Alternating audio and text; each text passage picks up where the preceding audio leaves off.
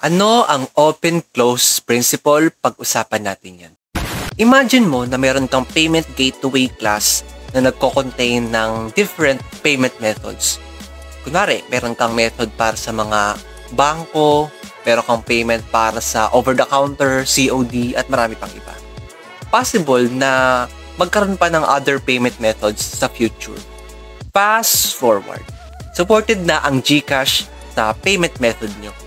So, ikaw, naisip mo, ay, meron na kaming existing payment gateway class.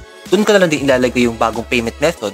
So, ang ginawa mo, nilagay mo yung GCash payment method sa pinakababa. Tapos, iniba ka pang code dun sa class na yun para gumana yun.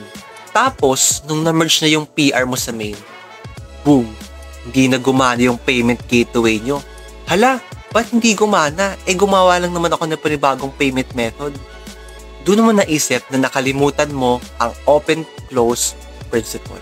Ang sinasabi lang sa open-close principle ay ang class mo dapat ay open for extension at close for modification. Kaya yung dun sa payment gateway class mo kanina, dapat pala in-extend mo siya. Hindi mo dapat siya i-modify. Para hindi sakit sa ulo kung may maibu ka man dun sa existing class yan. Kasi possible may magagalaw ka talaga dun. Ang open-close principle ay isa lang sa mga principle ng solid principle. Any questions?